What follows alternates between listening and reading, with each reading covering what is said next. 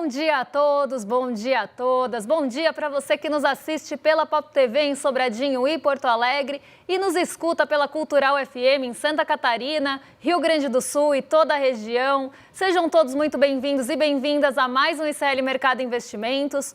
Hoje, terça-feira, um dia depois de um grande dia, e a gente vai comentar com vocês como é que a prisão do Bolsonaro mexeu, ou a prisão domiciliar aqui no caso do Bolsonaro, mexeu com os ânimos do mercado depois de certos posts feitos em redes sociais lá nos Estados Unidos. Então a gente vai explicar para vocês, além de comentar um pouquinho e meter o bedelho também nesse assunto. Vamos falar também de focos para contar as perspectivas do mercado financeiro para os nossos principais indicadores macroeconômicos. E além disso, ainda tem PMI que saiu hoje de manhã, bem fresquinho, às 10 horas da manhã, mostrando que a situação não está boa, especialmente para o setor de serviços. E a gente vai contar para vocês por quê, o que está acontecendo.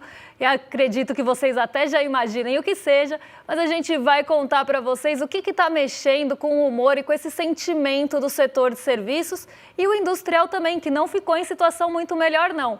Mas antes de tudo isso, vamos lá, vamos passar pela nossa agenda, porque tem coisa importante, tem um monte de PMIs que saíram hoje, 4,55 na Alemanha saiu o PMI composto de serviços, mesmo indicador, o índice de atividade dos gerentes de compras, saiu na zona do euro e no Reino Unido. Então, na parte da manhã, a agenda foi tomada por essa divulgação dos índices de atividade dos gerentes de compras, que a gente usa o apelido carinhoso e que é a sigla, PMI, mas que acaba sendo em inglês aí, só para vocês saberem, é disso que a gente está falando quando a gente fala de PMI. É quase que uma pesquisa respondida por gerentes de compras de uma forma geral, mas pelo setor privado, que acaba trazendo alguns sentimentos, como é que estão as contratações, como é que estão os novos projetos, quais são os principais desafios que estão sendo enfrentados, e isso acaba sendo transformado em um índice que mostra a atividade daquele setor. Lembrando que ele é um termômetro e ele antecede as pesquisas mensais oficiais aqui do Brasil. Então, quando ele é divulgado, ele traz ali uma expectativa, uma perspectiva para aquele setor que depois a gente vê se consolidou ou não na pesquisa mensal, mas já traz uma série de projeções, inclusive sentimentos em relação aos setores. Às 6 horas da manhã, na zona do euro, saiu o PPI de junho, índice de preços ao produtor aqui, mas não para por aí, porque hoje também tem dado importante na agenda aqui no Brasil. Então vamos passar para a próxima página para ver o que a gente tem por aqui. 8 horas da manhã saiu a ata do Copom, aguardada a ata do Copom, mas que não traz muita novidade, como sempre. Acaba sendo um copy-cola do mês anterior, com algumas mudanças só para ficar mais tempestiva, para parecer que foi feita hoje, mas aqui reforçando aquele sentimento que a gente já sabe de juros mais altos por mais tempo.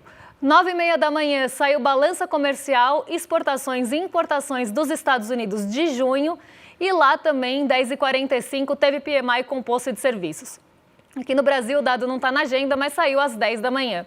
11 horas agorinha, saiu o ISM de Chicago, na verdade o PMI do ISM de Chicago é uma outra medição diferente da S&P Global, a metodologia é diferente, mas a ideia é a mesma, mostrar como é que está o setor, os setores e o índice de gerente de compras, contando isso para a gente. A gente ainda tem mais uma página? Não temos mais uma página, então já vou devolver lá para o Diego, que está na redação, para contar para a gente como é que foi o fechamento de ontem. Diego, bom dia, como é que você está? Bom dia, Débora. Muito bom dia para a nossa querida audiência. Um prazer aqui estar nessa manhã tão especial, Bom dia para os nossos cidadãos livres que não estão em prisão domiciliar. Maria Helena, Liz Longo, Wanderson Silva. Wanderson, é Diego, tá? Não é Thiago, não.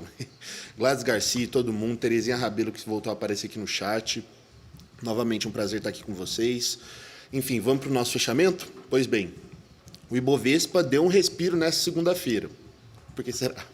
Subiu 0,40% e fechou aos 132.971 pontos.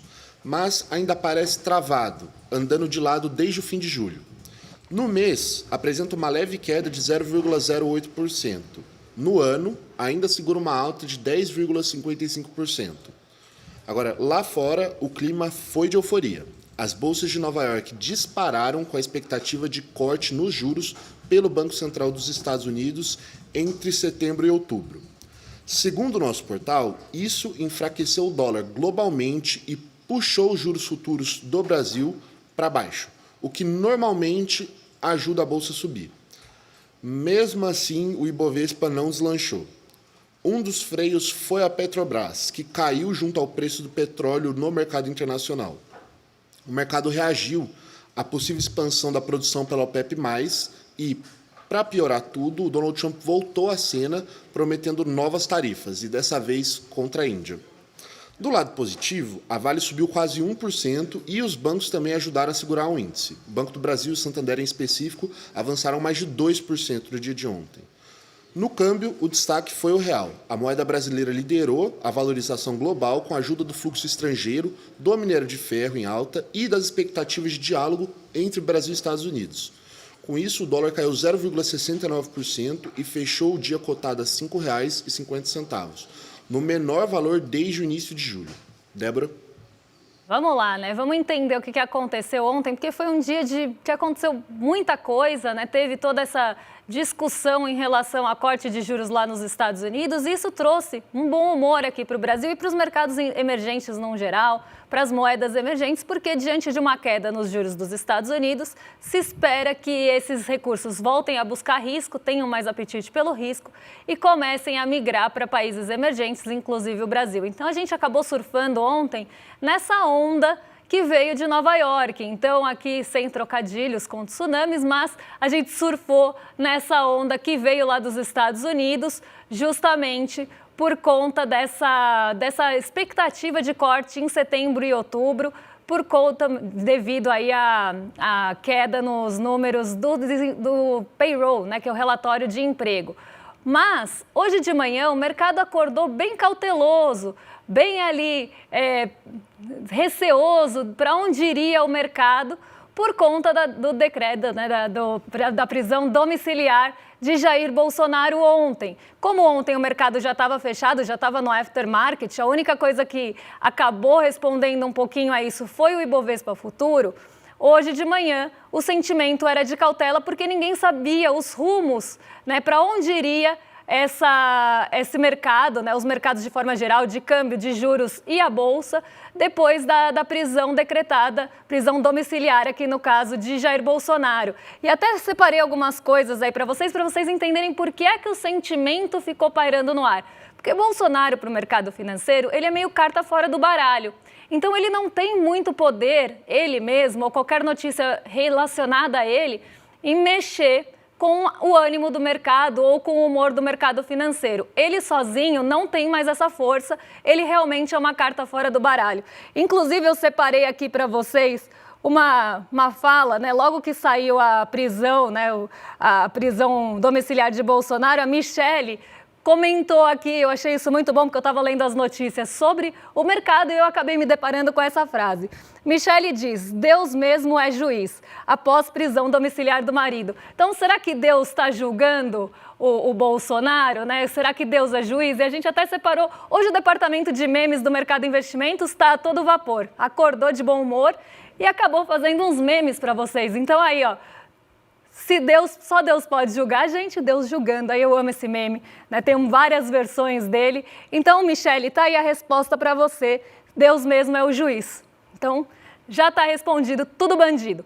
Mas vamos entender por que é que o mercado teve essa reação a esse presente antecipado do Dia dos Pais dos filhos do Bolsonaro, né? Que colocaram aí o pai na cadeia. Na cadeia ainda não, queria que fosse, mas colocaram ele preso aí em casa. Bolsonaro ficando em casa. Agora, melhor já ir se acostumando o mercado financeiro, porque ele já era carta fora do baralho e agora está mexendo aí com os ânimos por conta dos Estados Unidos. Então, na verdade, a reação não foi a prisão domiciliar de Bolsonaro propriamente dita. Isso, inclusive, já está sendo, né, esperado há bastante tempo e, como falei, Bolsonaro já não tem mais força. Inclusive, quando saíram outras notícias relacionadas a ele, não teve força nenhuma, não mexeu com nada, não mexeu o dólar, não mexeu os juros, não mexeu ninguém. Mas um post, e aí, né, a gente falava tweet, né, um tweet porque foi feito no Twitter. Hoje, quando é feito no X, eu já não sei do que chama mais. Será que é cheat? Não sei, mas tem um tweet aí do departamento, né, lá dos Estados Unidos, do Departamento de Estado, muito importante, que isso sim mexeu com o humor. A prisão do Bolsonaro, propriamente dita, não. Mas aqui, esse tweet que até está em português, ele tem a versão em inglês e português, mas a gente pegou a PTBR para vocês. E aí fala o seguinte: o ministro Alexandre de Moraes, já sancionado pelos Estados Unidos por violações de direitos humanos, continua usando as instituições brasileiras para silenciar a oposição e ameaçar a democracia. Impor ainda mais restrições à capacidade de Jair Bolsonaro de se defender publicamente não é um serviço público. Deixem Bolsonaro falar. E isso me lembrou, inclusive, um outro meme, né, que era aquele da Britney Spears, né, quando ela começou ali a ter uma perseguição pela mídia, que era o Leave Britney Alone, né? E aí eu lembrei disso, né? Deixem Bolsonaro falar, Leave Bolsonaro Alone. Mas vamos voltar lá no tweet, que tem também uma outra resposta, e a gente vai ler as duas para vocês. Os Estados Unidos condenam a ordem de Moraes, que impõe a prisão domiciliar. Os Estados Unidos não é ninguém para condenar a ordem de nosso Supremo Tribunal Federal, né? Eles não têm que condenar nada e não têm que mandar em nada aqui. Mas vamos continuar. Que impôs prisão domiciliar a Bolsonaro e responsabilizarão todos aqueles que colaborarem ou facilitarem condutas sancionadas. Então aqui isso foi visto como um tom de ameaça. Até no dia anterior tinha todo um bom humor também vindo de uma possível aproximação dos Estados Unidos com o Brasil, de um possível diálogo, depois que Donald Trump falou que estava mais aberto ao diálogo, que nunca travou diálogo, né? Nunca travou a possibilidade, na verdade, de diálogo com o Brasil, e que poderia ter uma conversa entre o Scott Bessent, que é lá do Tesouro dos Estados Unidos, e o ministro da Fazenda, Fernando Haddad. Então tinha até um bom humor. Só que aí depois veio esse tweet e acabou deteriorando esse bom humor. Mas aí ainda teve uma resposta um pouquinho depois e a gente separou para vocês a resposta do tweet. Vamos passar aí para o pessoal de casa acompanhar, porque é do Christopher Landau. Então vamos lá. Um dos desafios de ser funcionário público é que suas ações estão sujeitas a críticas. Isso faz parte de um contexto e você tem que esperar por isso. Aparentemente, ninguém contou isso ao ministro Moraes do Supremo Tribunal Federal, que hoje colocou o ex-presidente Bolsonaro em prisão domiciliar e privou do acesso a um celular. Coitado, né? Mas eu, com isso, não sou agente penitenciária. Mas vamos continuar aí. O ex-presidente privou do acesso ao seu suposto crime? Suposto crime. Aparentemente criticar o ministro Alexandre de Moraes. E aí a gente vê que tem toda uma distorção dos fatos, porque ninguém aqui está sendo preso ou julgado ou condenado, que seja, né, que seja condenado mesmo, por criticar o ministro Alexandre de Moraes. Todo mundo sabe, até o Reino Mineral sabe que não é isso. Mas aqui a gente vê uma tentativa de distorção desses fatos para aumentar essa animosidade, esse clima que já está tenso entre os Estados Unidos e o Brasil. Não só ameaçando quem possa se aproximar e colaborar com todas essas medidas sendo tomadas aqui no Brasil, dando um recado a outros ministros, dando um recado a outras autoridades brasileiras, mas também aqui distorcendo os fatos. Pode voltar aí que só vou ler o finzinho, porque aí... aparentemente criticaram o Alexandre de Moraes, que não é o caso, mas é o que está sendo falado na rede social, o que o ministro agora convenientemente caracteriza como obstrução de justiça. Gente, obstrução de justiça é obstrução de justiça. Ninguém está em prisão domiciliar porque xingou o Xandão. Os impulsos orwellianos desenfreados do ministro, orwellianos, talvez, né, de Orwell aqui, desenfreados dos ministros estão arrastando a corte e seu país para território desconhecido de uma ditadura judicial. E aí vem aquele blá blá blá todo de novo, de ditadura da toga, né, que o ministro Alexandre de Moraes está extrapolando seus poderes, que ele é um ditador, que a gente não tem uma democracia e que tudo isso, né, que está acontecendo com o Bolsonaro acaba sendo um reflexo de um desentendimento ou uma crítica a Alexandre de Moraes, e como eu falei, até o Reino Mineral sabe que não é nada disso. Mas quando algumas entidades do governo postam esse tipo de coisa e retweetam também, né, porque a conta anterior do Departamento de Governo também acabou retweetando esse outro tweet do Christopher aqui.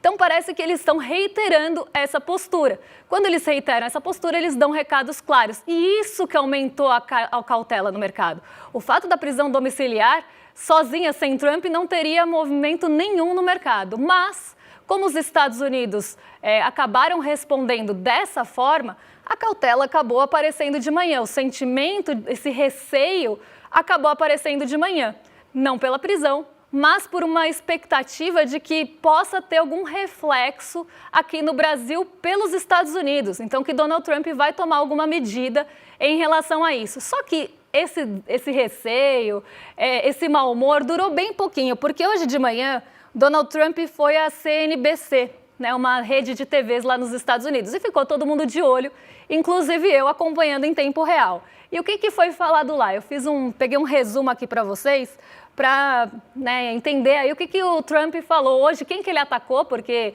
ele vive atacando pessoas. Então, Jerome Powell foi atacado mais uma vez, então ele falou a mesma coisa de sempre, chamou Jerome Powell de too late, falou que ele é atrasado, que ele precisa cortar a taxa de juros dos Estados Unidos, e ele comemorou a saída da Adriana Kugler lá do Fed. A Adriana Kugler era uma diretora do Fed, ela saiu e ele comemorou essa saída de Adriana Kugler e está todo mundo esperando quem que ele vai colocar no lugar. Uma das expectativas era o próprio Scott Bessent, mas isso já foi descartado, ele disse que vai procurar outra pessoa. E aí, quem vai ser indicado por Donald Trump, a expectativa, a aposta é que seja alguém alinhado a ele e que vá ter a voz de Donald Trump no Banco Central dos Estados Unidos. Então ele aproveitou para comemorar a saída da Adriana Kugler, ameaçou a União Europeia, citou tarifas para semicondutores e farmacêuticas e falou um pouco de acordo da China. Então aqui ele falou da Suíça, né, a Suíça que estava inclusive chocada com as tarifas impostas a ela, não entendendo também.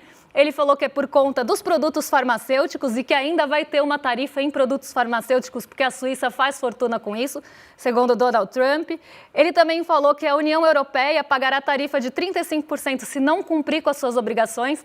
Então, depois da União Europeia baixar a cabeça para Donald Trump, se ela não cumprir com o que foi determinado, com os termos e condições de Trump, ele vai voltar a colocar tarifas mais pesadas para a União Europeia. Além disso, também ele falou de tarifas em relação a semicondutores e chips. E isso deve ser anunciado ainda essa semana, o que mexe com o setor de tecnologia e pode gerar também toda uma incerteza em relação ao setor de tecnologia.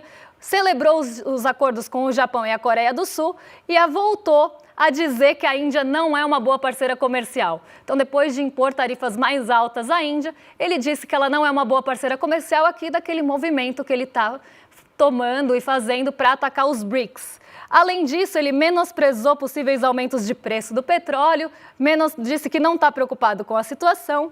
E, para quem não sabe, ontem ele também atacou a China por conta do óleo russo. Tá? Então, tudo isso tem a ver com mais geopolítica do que qualquer outra coisa comercial e econômica. Além disso, tem toda uma disputa por poder, né, dentro dessa esfera geopolítica.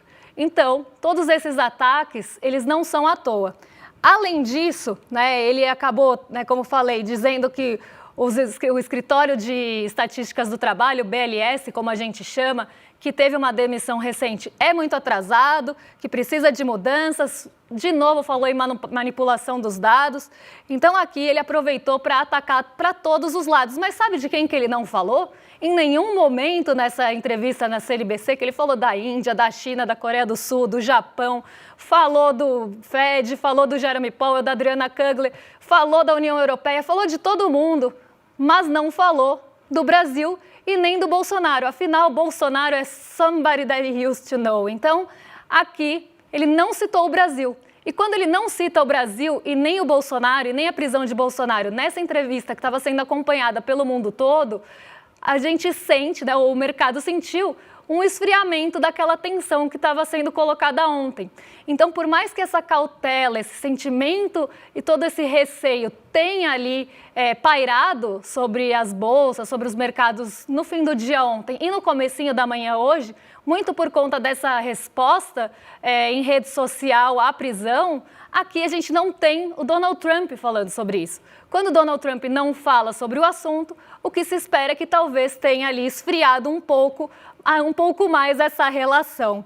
E aí, como ele não falou nada do Brasil, ninguém vai antecipar um movimento e isso ficou em compasso de espera. Mas o sentimento geral ainda paira no ar. Então, não é afastado totalmente, mas esfriou um pouquinho. E era isso que eu queria contar para vocês dessa manhã, porque amanhã foi agitada. Se ontem o dia foi agitado, essa manhã aqui, que eu estou acompanhando das 6 às 11 da manhã, não parou, né? Foi uma coisa atrás da outra aqui. E era isso que eu queria contar sobre não o movimento de ontem, mas a repercussão hoje de manhã e todas essas falas de Donald Trump atirando para todos os lados. Agora eu vou devolver para a redação, porque Diego já está a postos para contar para a gente como é que ficou o Focus ontem, porque a gente está devendo o Focus de ontem para vocês. Débora, só que eu vou ter que esperar só um pouquinho para falar sobre o Focus, porque tem pessoa aqui que quer dar recado pra gente. Seja bem-vindo aqui ao nosso programa, Tudo Vitinho. bom? Gente, só para avisar que eu acabei de cobrir uma manifestação maravilhosa e vai passar essa semana, então fiquem atentos no rolê, hein? Um beijo. É isso, valeu, meu querido, tamo junto. Enfim, feito esse breve diálogo com o nosso querido Vitinho, vamos falar sobre o Focus. O Focus ele foi divulgado ontem de manhãzinha pelo Banco Central do Brasil. E o garoto de recados do mercado financeiro aponta certo alívio e estabilidade nas projeções dessa semana. Selic e câmbio desse ano e do ano que vem não tiveram suas projeções alteradas. A taxa básica de juros segue nas alturas e o dólar continua orbitando ali na casa dos R$ 5,60, R$ 5,70. Agora, as projeções para a inflação de 2025 e de 2026 foram novamente reduzidas. Parece que o mercado está mais tranquilo com relação ao controle de preços. Em contrapartida, a projeção para o crescimento do ano que vem também diminuiu. Agora, Débora, o que mais a gente consegue observar a partir do Focus dessa semana?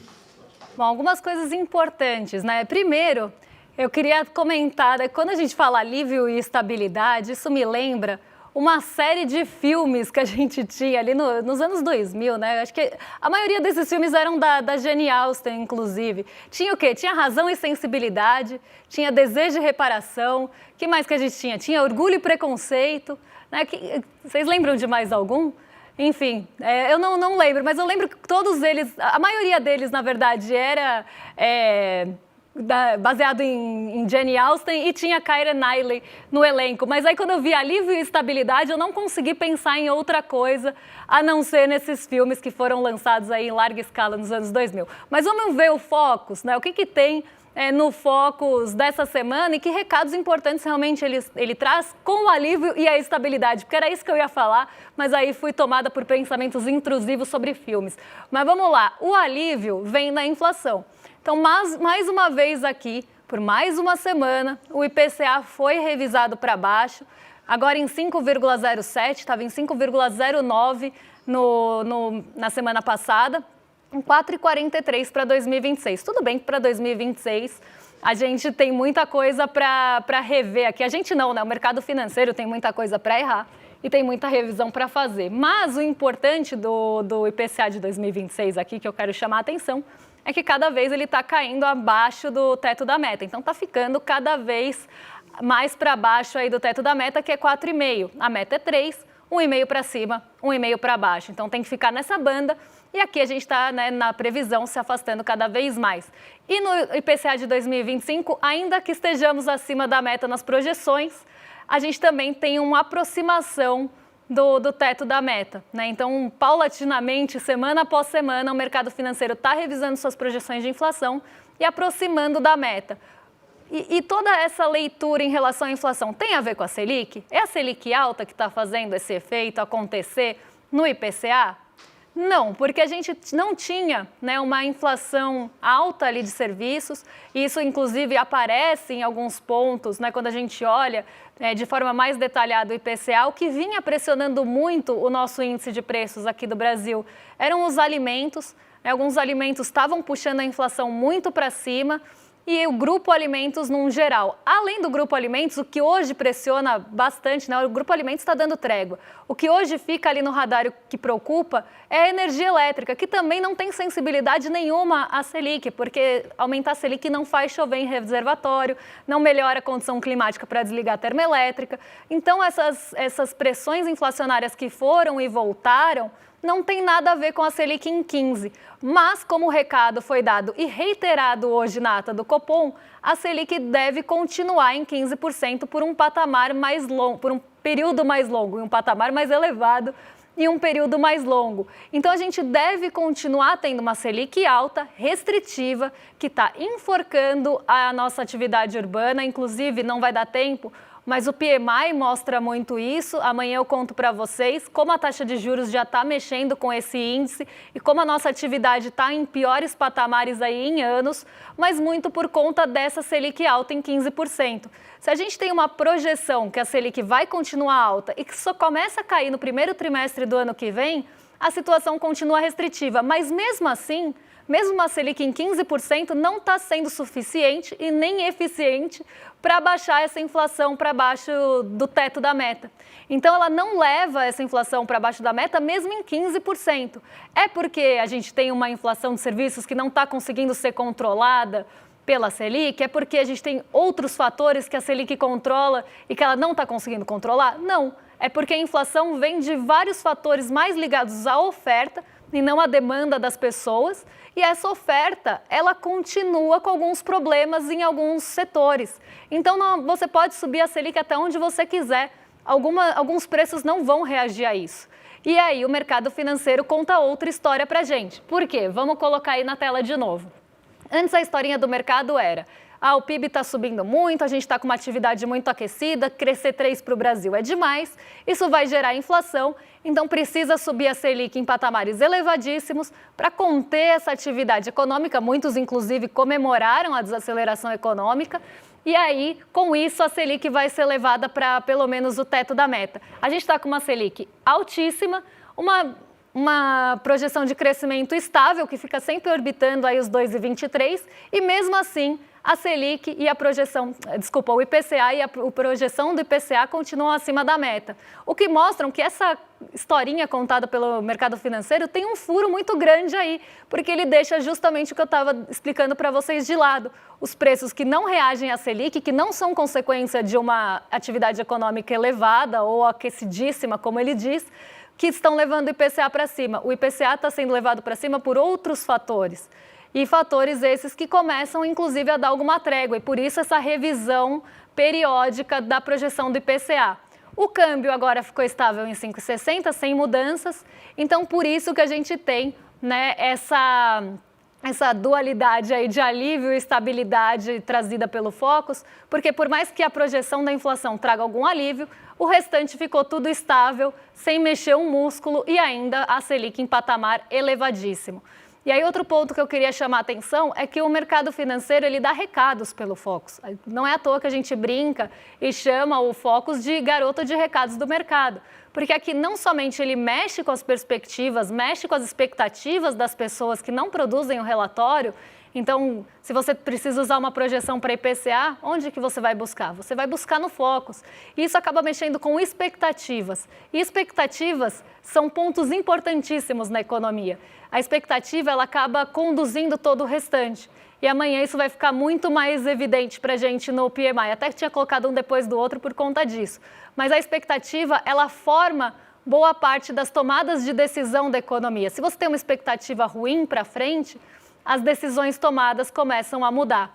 E é isso que o Focus mostra para a gente. Ele mostra uma expectativa de uma inflação acima da meta e isso pode, inclusive, mexer com uma expectativa geral das pessoas em relação à inflação. E por isso é tão perigoso a gente ter o Focus só na mão de poucos respondentes. Outros setores também deveriam responder ao Focus, setor produtivo e não só o mercado financeiro. Mas é o que tem para hoje e por isso ele é esse garoto de recados e erra tanto as suas projeções. Agora eu vou dar um recadinho para vocês, porque hoje às 8 horas da noite a gente tem a estreia do nosso documentário exclusivo e original aqui do ICL, O Quanto Custam os Ricos no Brasil, e vai ter um debate, né, sobre esse, não só a exibição para vocês, então a gente vai abrir para todo mundo, depois vai ficar só para quem é assinante do ICL, mas hoje todo mundo vai ter a oportunidade de ver, quase como um presente de agradecimento aí pelo ICL Eterno e toda a participação de vocês.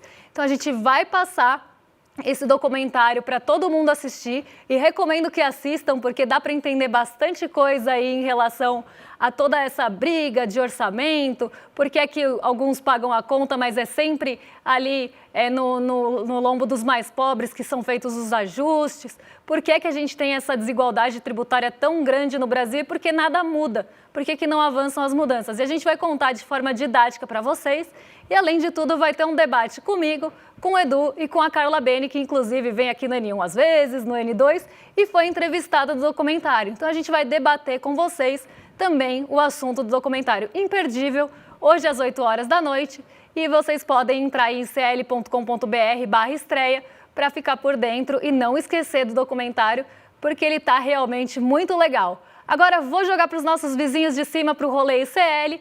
Amanhã eu estou de volta para contar para vocês o que mexe com o nosso bolso, com a nossa bolsa e com as nossas vidas. Um beijão e até lá, pessoal. Dia 5 de agosto, agora, às 8 horas da noite, vai acontecer o nosso último encontro dessa série de encontros do ICL Eterno. E não vai ser um encontro pouco especial, não, vai ser muito especial, porque a gente vai apresentar nosso primeiro documentário num formato totalmente novo, parecido com aquela série Explicando do Netflix, mais dinâmico, mais divertido, para as pessoas poderem entender de uma maneira muito fácil assuntos que em tese são mais complicados. E esse documentário vai ter como título Quanto Custam os Ricos no Brasil. Don't waste my time. Na loja Sou ICL você encontra camisetas, canecas, mochilas e bonés que carregam ideias.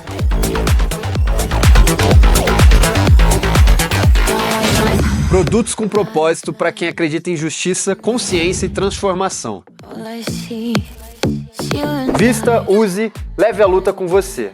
Acesse souicl.com.br e escolha o que representa você. ICL, souicl.com.br, tá tudo lá.